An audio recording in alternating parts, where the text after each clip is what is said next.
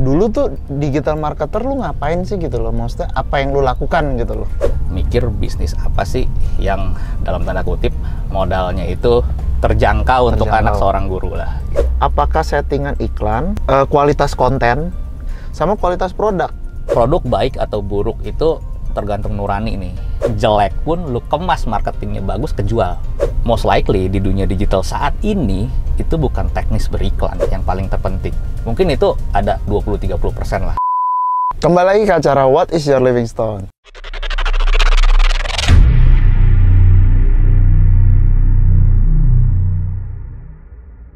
Video ini disponsori oleh My Fashion Grocer.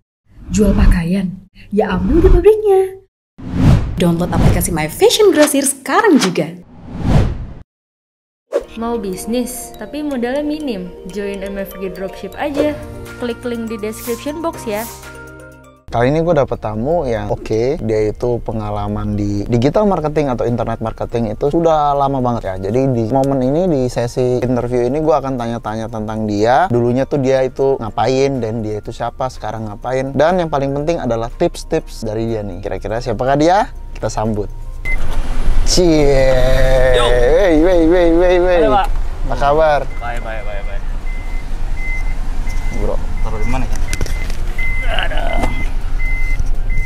Oke, ini dia yang bintang tamu utama kita. Apa kabar, bro? Baik. Aduh, Gimana? apa kabar lu? Sehat. Ya. Gimana? Lagi sibuk apa nih? Lagi sibuk masih di dokter mobil saat ini sih, sama di brand-brand pribadi paling. Oh, oke, Dermagif ya? Dermagif, Oh, Dermagif nih. Gondrong. Ini buka masker kali ya? Buka aja. Oke nih bro, untuk awal nih perkenalan dulu deh. Siapa sih gitu Revata ini gitu? Oke, gua siapa ya? Gua bapak-bapak yang udah mau beralih jadi om-om. Nah, ya gue dikenal sebagai digital marketer kali ya. Salah satu angkatan jadul mungkin kalau yang tuir-tuir ya pada kenal gue ya. Nggak tahu ya kalau sekarang milenial pada kenal gue nggak tahu deh. Itu tahun berapa? Jadi gua masuk dunia digital itu tahun 2008. 2008, oke.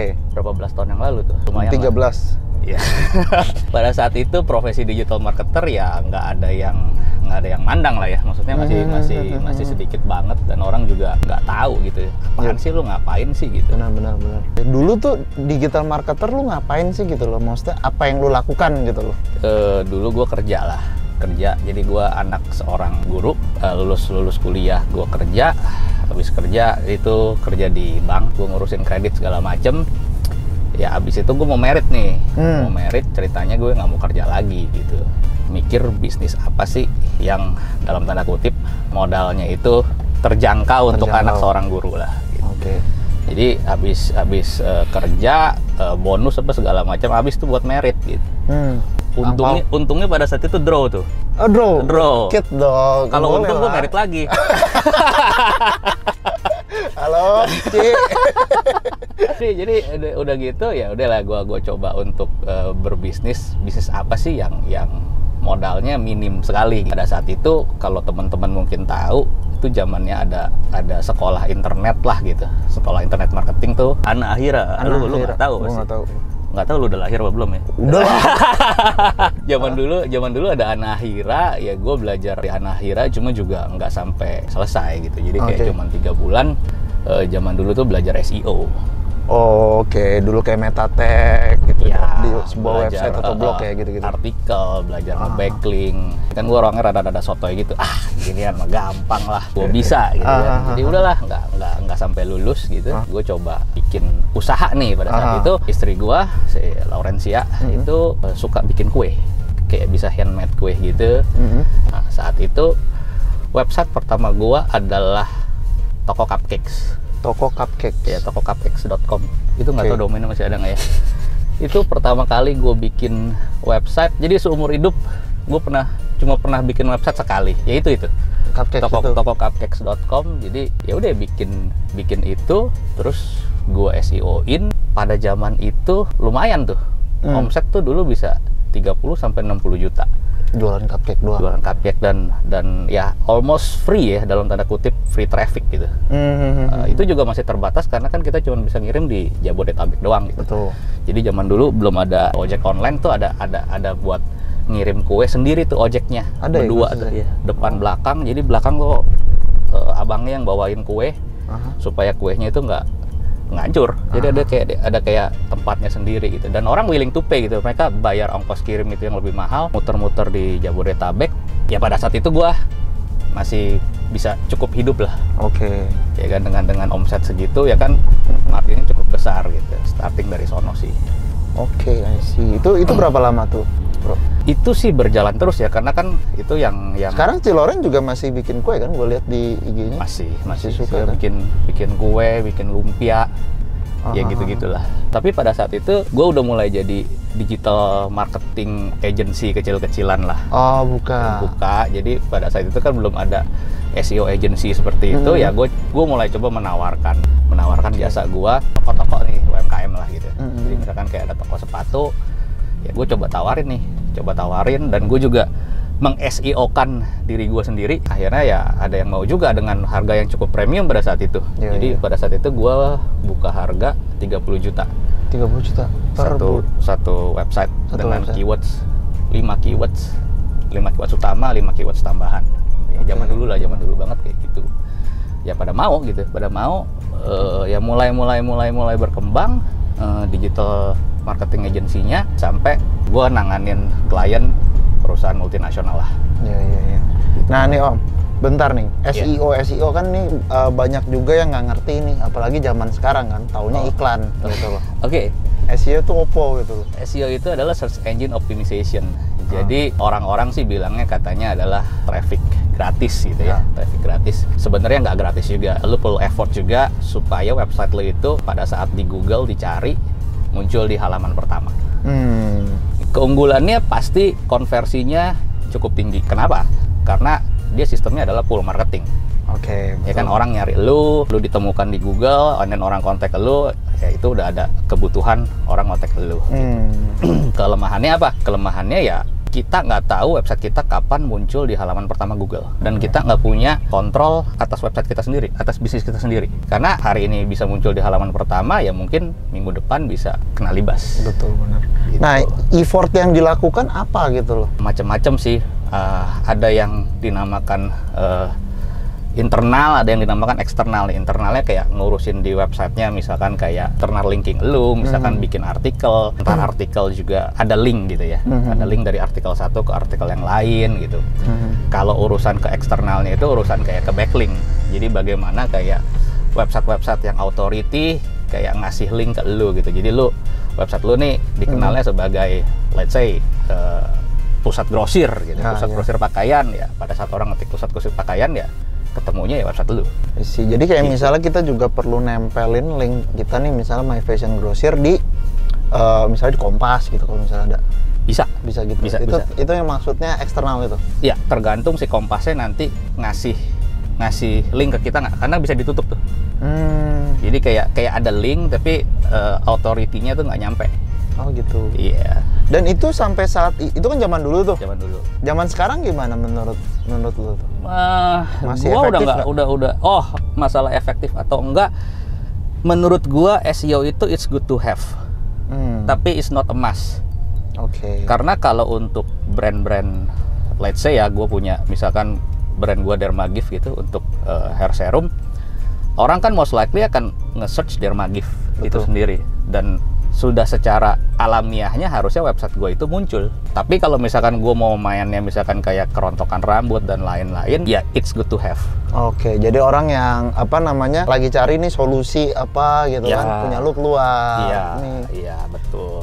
I see. Itu it's good to have aja sih. Tapi kalau untuk brandnya itu sendiri sih, most likely website lo akan muncul sih secara alamiah gitu. Betul. Kalau enggak ya sekarang ya yang gampangnya aja pakai Google Search. Iya, bayar. Gitu. Ya itu tadi kan, si Google sebenarnya search engine jualannya itu gitu. Kalau lu nggak mau bayar ya lu lakuin effort itu. Jadi pernah tuh zaman booming SEO kan. Gue dulu sempet belajar juga lah. Intinya tuh balik lagi kan dia punya algoritma kan berubah-berubah ya. Yes. Tapi ada satu dasar yang Google selalu bilang, don't be evil. Jadi kita lakukan yang emang menurut yang baik gitu loh, jangan natural gitu, jangan ngakal-ngakalin gitu ya kan. Yes. Makanya itu kan namanya search engine optimization. Jadi lu mengoptimasi tiap kali usaha, pasti ada usaha yang black hat dan ada yang white hat. Betul, gitu kan. Ya. Jadi benar-benar. kalau lu mau cepet ya ada dikasih bumbu dikit gitu kan. Tapi ya mungkin dengan bumbunya itu website lu bisa kena the index atau apa gitu. Jadi semuanya sih gitu loh. Kayak lu mau terkenal gitu kan. Ya udah bikin konten aja ya Om ya. Kayak misalnya Om Revata open BO. Mantan digital marketer open BO for tante. Nah sebalik lagi nih kan banyak orang dulu yang pernah gue dengar tuh zaman dulu tuh sebutannya immers. Oh iya. Internet marketers. Yeah. Nah sekarang diganti kan lebih terkenal digital marketers. Iya. Sebenarnya definisinya itu apa sih? Definisinya itu sebenarnya ya sebutan aja sih ya. Tapi kalau menurut gua pribadi saat ini seorang internet marketers atau seorang digital marketers itu harus tahu A sampai Z mengenai marketing di dunia digital itu sendiri. Karena kan seiring perkembangan zaman kan makin luas nih. Dulu mungkin cuma sebatas search engine gitu kan. Sekarang search engine-nya itu sendiri ada yang search engine video, ada YouTube gitu kan, ada social media gitu. YouTube itu sendiri udah kayak social media yang search engine juga gitu kan. Sekarang udah ada TikTok, udah ada ya Instagram, Facebook gitu, email marketing, ya apapun itulah gitu. Itu harus bisa memahami A sampai Z. Itu dari sisi channelingnya doang gitu.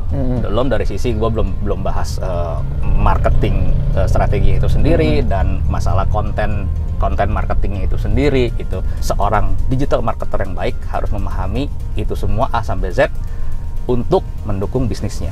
Betul. Jadi basically buat teman-teman yang masih bingung gitu ya, maksudnya kayak waduh saya kan banyak banget nih teman-teman UMKM nih saat ini yang dari offline yang mau nggak mau online kan. Gara-gara pandemi gitu loh. Jadi sebenarnya banyak istilah-istilah yang mungkin kelihatannya serem gitu loh. Seserem open BO nggak? Serem itu sih. Open BO di Twitter ya Om ya. Anak Twitter juga ternyata. Nah jadi kayak gitu. Jadi maksudnya si Om Revata nih kalau misalnya gue rekap nih ya. Jadi sebenarnya fundamental marketing tuh sama. Kita menciptakan sebuah solusi untuk sebuah masalah kan. Ya. Customer punya masalah, kita punya solusi. Ya. Dia punya duit, kita punya solusinya, dia bayar lah, tukar. Ya, exchange, value exchange. Nah karena sekarang ini semuanya digital, semua online, ya itulah maksudnya termsnya tuh beda. Mungkin kalau dulu namanya advertiser gitu ya, mungkin mainnya billboard, spanduk. Iya. Bener kan? Ya, dulu sebutannya agen iklan tuh itu loh. Pasang iklan di koran baris. Iya kan? Iya. Nah, kalau sekarang udah beda. Jadi bedanya itu kita ngikutin channelnya. Tadi sama Om Revata bilang. Jadi gitu ya. Jadi definisi digital marketer ya intinya yang aktivitas marketing gitu kan. Branding atau promotion itu dilakukan di ranah digital gitu loh. Entah itu di desktop atau di mobile. Tapi ya ada perbedaan mendasar sih antara iklan konvensional sama iklan digital gitu. Jadi kayak di iklan konvensional kita nggak bisa ngejar orang. Misalkan kayak beda, benar. Lu pasang billboard, lu pasang iklan di majalah atau radio atau whatever, lu nggak bisa istilahnya mengejar orang yang sudah pernah berinteraksi dengan iklan lu. Betul. Itulah perbedaan iklan konvensional dengan iklan digital. Di iklan digital lu bisa ngejar orang, istilahnya gitu. Jadi kita punya teknologi kayak di Facebook gitu kan, ada teknologi pixel gitu kan, di Google ada Google Script-nya segala macam. Ya lu bisa bikin istilahnya adalah kolam gitu kan. Ya, gue juga nggak terlalu setuju dengan istilah kolam. Istilahnya lu bisa bikin lu punya populasi sendiri gitu kan, manusianya itu lu kumpulin, lu punya target pasar lu kumpulin, lu mau apain? Betul. Gitu kan, lu bisa kejar dia, bisa kejar dengan promo apapun itu gitu. Ya itulah kelebihan iklan digital sih gitu. Jadi lebih cost efektif sih menurut gua. Iya. Jadi bedanya kalau misal kita pasang di billboard kan kita nggak bisa tahu ya kan, siapa nih yang udah ngeliat billboard kita. Kira-kira kayak ya gitu. taunya kan cuman lu kalau pasang billboard cuman ada report berapa yang lewat doang gitu kan. Tapi nggak- siapanya kan yes, kita nggak tahu. gitu. Tapi kalau misalnya di digital kita tahu dan kita kejar terus tuh. Iya, dan bahkan kita bisa bikin macam-macam ya, kayak kita bisa bikin audiens yang mirip dengan yang sudah pernah lihat iklan kita. Dan itu kita bisa bikin funneling lagi tuh. Funneling misalkan orang yang sudah ngelihat landing page kita doang, sama orang yang sudah masukin ke keranjang, atau seorang yang sudah pernah beli, itu kan masing-masing bisa dibikin audiens sendiri, dan bisa dibikin lookalike audiensnya sendiri, atau dibikin audiens tersebut mau kita apain. Orang yang sudah pernah beli sama kita mau apain nih? Betul. Oh, kita tawarin lagi nih misalkan produk kita yang baru atau apa, ya itu bisa lagi. Nah, orang yang masih ragu-ragu kok belum beli sama kita bisa apa lagi gitu. Betul, Itu betul, udah main di konten tuh. Oh, mungkin dia orang perlu social proof, perlu diyakinin lagi, ini loh mesti. Masa sih lu nggak mau beli sama gua, atau mungkin promonya seperti apa? Ya, itu udah masuk ke marketing strategi tuh. Ya, betul. Ya, kayak gitu sih. I see. Jadi gitu ya, digital marketing tuh itu lebih ke ads kan sih, Om? Lebih ke ads sih. Kalau endorse kan aktivitas di digital juga nih, kayak kita nge-endorse artis atau apa. Tapi kan kita nggak bisa track tuh. Nah, ini dia nih. Endorser. Endorser itu sih kalau buat gue pribadi, gue lebih untuk dapetin kontennya dia aja sih. Kontennya aja. Iya sih. Jadi gue lebih percaya banyak endorser. Jadi kalau manusia ini kan katanya ngikut nih, Ya. ya kan. Jadi kalau banyak yang endorsernya gitu, gue nggak perlu terkenal juga sih. Yang penting kan ya banyak gitu. I see. Pada saat kita banyak, konten kita banyak, ya kita bisa ngiklaninnya, strateginya lebih enak gitu. Itu sih. Yep. Tapi karena banyak juga loh, kayak misalnya sekarang kayak contoh khususnya kayak gue lihat di baju nih. Banyak online shop baju itu mereka bahkan ya sekarang kan sosial media kan pasti Instagram lah ya, Instagram, TikTok. Tapi kalau masih Instagram lah. Itu mereka masih pakai di private loh. Oh. Masih di private tapi penjualannya ngeri, serius. Sehari tuh ribuan tuh banyak. Yang saya tahu gitu. Mereka fokus main di endorse. Iklan saya cek, iklannya kagak ada. Nah, itu gimana tuh mereka kenapa bisa gitu? Ya itu termasuk strategi aja sih. Strategi marketing dia. Strategi marketing aja sih, mau dia di private nggak di private, ya berarti kan sarananya dia, channelnya dia untuk beriklan itu adalah si endorsernya itu sendiri. Betul. Gitu. Jadi dia nggak pakai, ya kebayang nggak sih kalau nggak diiklanin aja segitu, gimana diiklanin sebenarnya? Ya gitu sih. Nah, Tapi itu pribadi lah, pilihan masing-masing lah gitu. plus minus. Pasti plus minus. Yes. Gitu. Tapi ada juga, jadi kalau misalnya secara psikologi ya, kayak misalnya sesuatu yang di private itu menjadi lebih sulit digapai. ya. Ketika ada semakin sulit, orang tuh lebih menghargai. Itu secara efek psikologi ada di sana. Gitu. Kayak misalnya kenapa LV orang mau beli mahal tapi disuruh ngantri gitu loh. Tapi yang ngantri mau aja terus beli gitu loh. Yes, ya bisa juga. Nah, itu bisa jadi strateginya ke sana. Ya bisa juga. Jadi intinya tuh apa aja gitu ya. Itu tergantung balik lagi ke goalsnya mau apa kan gitu. Iya. Kamu pintar ya? Karena gondrong atau gimana? Karena Dermagif ini.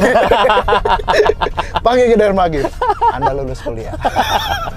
Itu boleh itu.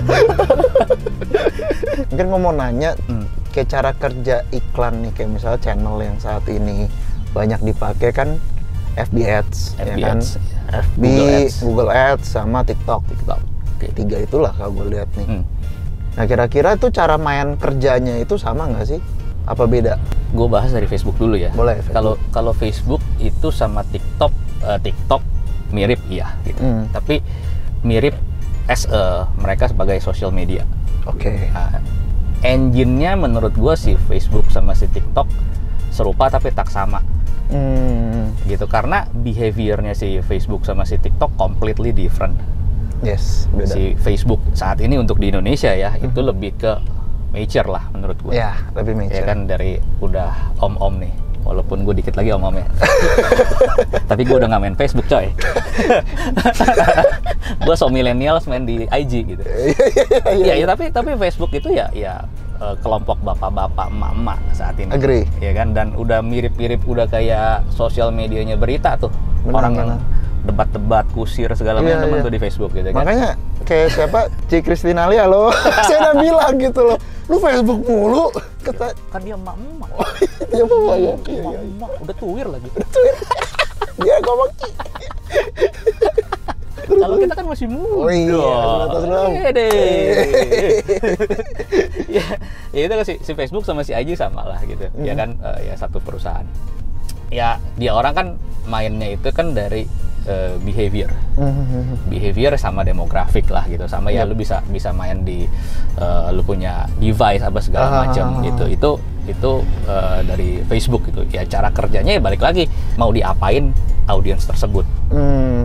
Ya kan funnelingnya mau seperti apa dari bahan iklan lu, dari website lu, dari setelah di website lu mau diapain. Itu balik lagi ke strategi marketingnya. Balik lagi kalau ya untuk teman-teman yang mungkin belum paham, ya kita bisa membuat custom audience di Facebook. Jadi audience yang sudah pernah berinteraksi dengan kita. Nah, itu mau diapain? Mau di-include atau di-exclude? Ya seperti itu. Kalau di-include lu mau apain, kalau di-exclude mau diapain? Di-exclude mungkin strateginya kayak orang yang sudah pernah beli sama kita atau sudah pernah add to cart di kita, ya jangan kenal lagi nih, gue maunya ke orang-orang yang baru, ya itu di exclude. Itu strategi dalam iklan lah gitu. TikTok mirip ya? TikTok mirip, cuma bedanya di behavior. Karena kan TikTok is heavily video banget. Betul. Jadi lu punya konten di TikTok itu mesti banyak banget sih. Mesti banyak ya? Kalau nggak orangnya cepet bosen. Karena kan di TikTok lebih ke anak-anak ya, anak-anak sama mam sih. Anak-anak ya dalam arti mungkin mulai dari umur teenagers sampai kuliah gitu ya. Ya habis itu ada moms juga gitu. Gua nggak tahu kalau bapak-bapak main TikTok atau enggak. Ada lah. Ada ya bapak-bapak. Buktinya yang cewek-cewek cakep itu rame. Ini sih siapa yang nonton? Berarti abis ini gue mau main TikTok ah. Iya. Nah kalau di Google ini banyak sekali produknya ya. Iya, Google banyak banget. Dari mulai Google yang search engine-nya, ada Google Display Network, ada Google Shopping, ada Discovery, ada apa lagi ya, itu apps ada. Iya, itu ya banyak sekali sih. Jadi kayak Google ini ya boleh dibilang menguasai kehidupan digital mostly kali ya. Betul. Jadi ya lu mau ngapain di Google bisa sih. Betul. Sebenarnya kalau dari potensi Google Ads itu kan gede banget yang seperti lu bilang. Tapi kenapa di Indonesia itu lebih banyak kalau gue lihat agensi atau training tuh semuanya di Facebook gitu loh. Lu ngerasa nggak sih? Kalau gue sih ngerasa gitu. Apa gue kurang jauh men? Jujur ya. Ini nggak tahu ada orang Google nonton apa enggak. Tapi gue honest review nih. Facebook lebih user friendly. Dan lebih gampang. Lebih gampang dalam arti gini, lu nggak usah pusing, lu mau placement di mana, udah pasti si Facebook sama si Instagram. Ya, dan mereka user friendly gitu. Lu cuman kayak, ya saat ini memang ada iOS 14 update nih, jadi ada sedikit kayak teknis gitu. Tapi kan secara garis besar lu cuma perlu naruh pixel si Facebook di lu punya website gitu, selesai. Ya kan, sesimpel itu gitu. Tapi kalau gua zaman dulu tuh belajar Google Ads gitu, ada gila produknya macem-macem men. Bener, gila men. Lu belajarin Google Analytics-nya aja, Tapi datanya kan lebih lengkap. Iya gitu, memang betul. Tapi kayak, ya bagi gua, kan gua dasarnya dari Facebook Ads gitu. Terus gua belajar Google Ads kayak orang buta huruf gitu. Kayak, anjir, ini susah banget. Beneran susah gitu. Jadi gua kayak, ini mau ininya, karena dia bisa banyak sekali gitu kan, memang produknya banyak sekali dan antar produknya itu juga antar platform lagi gitu. Iya bener, pindah. Iya kan, jadi kayak ini lu bikin dulu di sini, ini masukin ke sini, ini gila lu belajarnya nggak cukup sebulan sih menurut gua. Kayak kemarin gua lagi utak-atik Firebase ya. itu bener-bener ya pusing sih gua.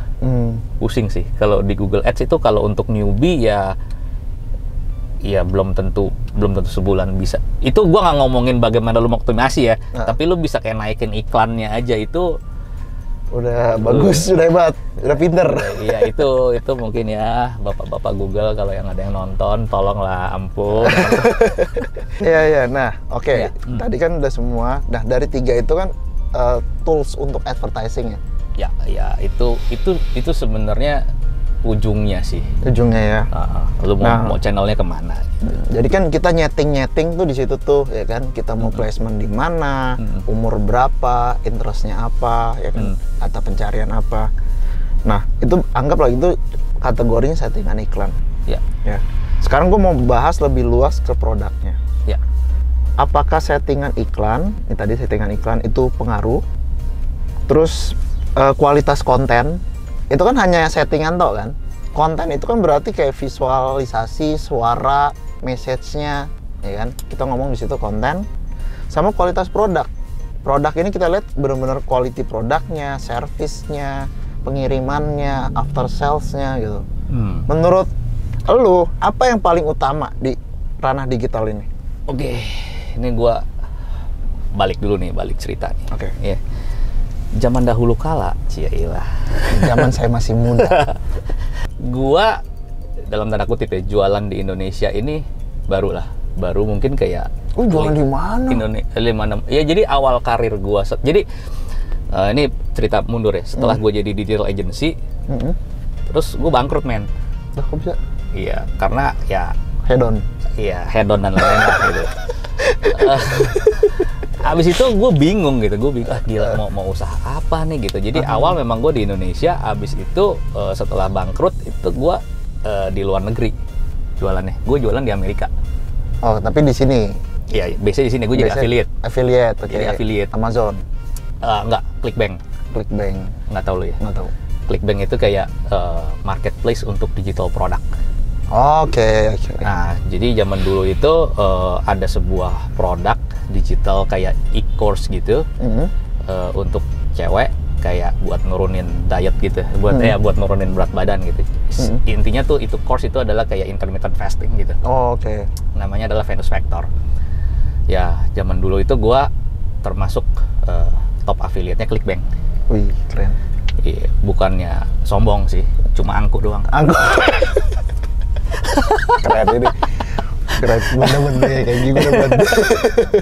Ya, jadi kalau bicara produk gitu, kalau di digital marketing zaman dulu gue juga nggak tahu itu apaan. Tapi ya selama itu ya jualan, gue dapat komisi dari per penjualan gitu, ya udah, gue iklanin aja. Dan zaman dulu itu terus terang lebih banyak di teknis. Dulu teknis. Karena ya belum ada kompetitornya, belum banyak. Advertiser Facebook Ads zaman dulu bisa dihitung lah. Oke. Daripada sekarang gitu. Jadi zaman dulu konten itu is not an issue. Jadi dulu kayak cuman gue bahkan zaman dulu gue bener-bener bikin konten cuma image yang gue bikin sendiri pakai PPT, gue iklanin miliaran itu omsetnya. Iya. Gitu. Kalau zaman sekarang nggak bisa. Zaman sekarang menurut gue terlepas ya daripada produk, karena produk baik atau buruk itu tergantung nurani nih. Iya kan? Iya dong. Bahasanya kayak ngeri lu kalau produk jelek pun lu kemas marketingnya bagus, kejual. Tinggal masalah nurani lu aja. Gitu kan. Jadi most likely di dunia digital saat ini itu bukan teknis beriklan yang paling terpenting. Mungkin itu ada 20-30% lah. Tapi siapa yang bikin konten paling ulet dan konsisten? Kalau sekarang berarti konten.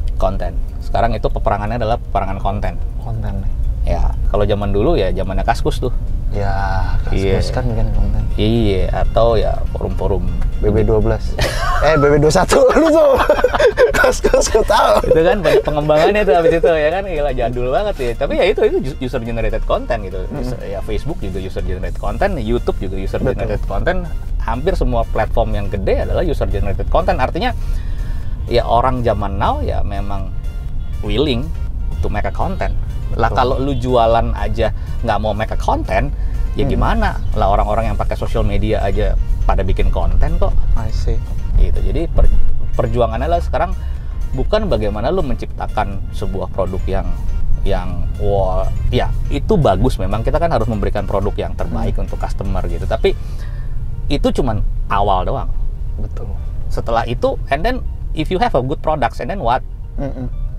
Ya udah, kalau nggak ada kontennya yang bagus dan konsisten, bukan cuma bagus loh ya, bagus dibikin sekali, habis itu lo nggak bikin lagi ya nggak pedas juga. Benar. Gitu, makan cabai nggak pedas juga. Jadi saat ini sih konten gue lebih banyak sekarang, kayak di dokter mobil pun gue lebih banyak berbicara konten Konten nih. Nah, di Dermagif pun ya mau nggak mau, jadi gue harus make a konten, harus diupdate terus kontennya. Jadi lu gondrongin lah. Makanya gue endorse dia nih. Gue pakai kok. Udah beli. Gitu ya. Ya itu sih konten sih bro. I see, bener. Tapi produk utama lah ya, nomor satu. Produk utama, dan itu kan kalau produk itu kan kita bisa riset. Misalkan kita oke, ini pasarnya cukup besar atau enggak. I see. Kalau gue sih lebih percaya nomor satu di besarnya marketnya dulu. Karena kalau misalkan bagi gue pribadi ada yang dinamakan katanya Blue Ocean and Red Ocean. Iya. Bagi gue sih Blue Ocean itu ya cuma ada dua pilihan sih. Memang beneran Blue Ocean sampai akhirannya orang masuk, atau yang kedua adalah pasarnya terlalu kecil. Betul. Sehingga orang juga males gue masuk ke sono gitu. Gue juga ada ini sih, bisnis jual beli motor second. Oh iya gue suka lihat itu. Motor rakyat. Iya. Lumayan loh, pandemi gini penjualan ada aja everyday. Iya. Tapi kontennya juga Kontennya belum diapa-apain itu. Belum ada aja. Berarti nah itulah guys. Jadi bisnis itu kompleks ya intinya ya. Kompleks sih, cuman jangan mikir terlalu kompleks. Kita keep it simple aja. Yang penting kalau di dunia digital ya orang ngelihatnya apa sih saat ini di handphone. Ya, kita balik lagi ke diri kita di handphone ngelihatnya apa ya? Ngelihatnya konten sih. Nah itu dia, kalau di digital pasti konten sekarang. Konten. Kalau dulu ya mungkin ngakalin lah ya, pakai settingan Ya. ini padahal kontennya biasa aja gitu, bahkan cenderung jelek kan kalau dulu mah. Karena yang paling di otak kita ketika informasi masuk nih, jebret, paling cepat masuk adalah di limbik, di amigdala. Amigdala itu fungsinya di emotion gitu loh. Fear, angry, atau fight or flight gitu, kira-kira seperti itu. Jadi emosi itu generate paling kencang. Baru masuk tuh sampai ke sini prefrontal cortex, logiknya gitu. Tapi 98% itu decision itu by emotion. Dan baru mereka ngorek, nyari feature. Bener nggak ya gitu. Namanya ad hoc justification. Pembenaran. Iya, itu sih tips ya. Nggak usah terlalu banyak bermain di fitur produk. Betul. Jadi kayak misal bikin konten pun ada beberapa ini cara bagaimana konten itu kita viral. Ada penelitiannya. Caranya gimana? Ini ilmu mahal, jangan di sini.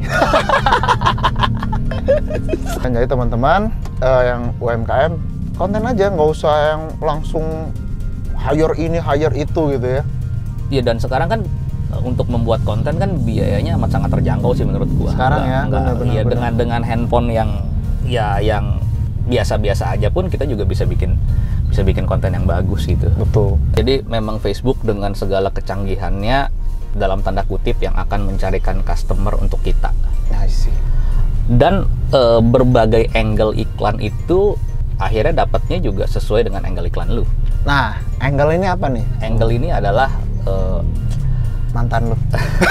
Itu angel bro. Oh itu angel ya. Angle iklan itu adalah perspektif sih. Perspektif. Misalnya kayak Swissball gitu kan. Swissball. Ini kan angle iklannya bisa macam-macam nih. Bisa untuk anak-anak, mainan anak-anak gitu kan. Motorik gitu ya. Ya kan, bisa buat motorik gitu kan. Tapi lu juga bisa bikin kontennya itu untuk melepas stres di kerjaan. Oke. Ya kan. Nah, untuk moms mungkin bisa melepas stres kalau lagi kesel sama suaminya. Oke. Nah, itu kan macam-macam tuh. Pengalaman itu. Iya, gitu kan. Daripada digini-gini kita kan ini sudah remes gitu kan. Nah, gitu. Aman kita gitu. Jadi itu adalah angle iklan gitu. Jadi satu produk itu mungkin bisa dengan banyak angle. Dan itu lu bisa bikin dengan offer yang berbeda-beda. Dan landing page-nya juga bisa berbeda-beda. Contoh misalnya kayak zaman dulu tuh ada backpack yang anti maling. Oh iya. Ya kan? Masih ada sekarang. Masih banyak ya. Nah, itu sebenarnya satu produk. Lu bisa jual dengan berbagai macam angle. Contoh misalkan lu bisa jabarin nih satu produk si backpack ini misalkan bener-bener buat backpackers. Artinya kan angle iklannya lu bisa bermain. Lu kalau lagi jalan-jalan misalkan ke daerah-daerah yang agak-agak berbahaya gitu, maka tas ini bisa menjadi solusi untuk lu. Itu kalau lu untuk jualan untuk si backpacker. Gitu. Tapi kalau lu jualannya untuk bisnis travel, kan nggak mungkin lu pakai angle iklan seperti itu. Betul. Dia adalah di airport. Benar, airport. Nggak mungkin airport itu ada pencopetnya istilah kasar gitu, ya kan? Tapi yang dipergunain apa kalau di airport? Kesimpelannya. I see. Jadi kalau lu masukin laptop pas segala macam, lu nggak ini nih gampang nih, set, tinggal gini doang. Nah itu udah beda tuh, landing page-nya juga beda, bahan iklannya juga beda. Targetnya juga lu bedain kan? Beda lagi. Tapi tanpa kita ngomongin targeting pun, pada saat orang melihat konten itu akan kepilah dengan sendirinya. Si backpacker akan memilih ini, si bisnis traveler akan memilih ini. Kan nanti kan karena kecanggihan si AI-nya itu. Nah jadi intinya harus kreatif, kalian yang pemilik produk, pemilik company gitu loh. Dari sudut pandang mana aja nih gitu loh. Kita harus spesifik who-nya gitu loh. Targeting itu kan harus spesifik, segmentation, targeting, positioning. Nah positioning ini zaman sekarang di angle ini adalah sub positioning sebutannya. Oke. Follow YouTube-nya Om Revata, IG-nya sama TikTok mau bikin ya. Nanti gua cantum. Twitternya DM ke Twitter. Oke. Thank you. Thank you. Sip. Sukses. Sukses ya.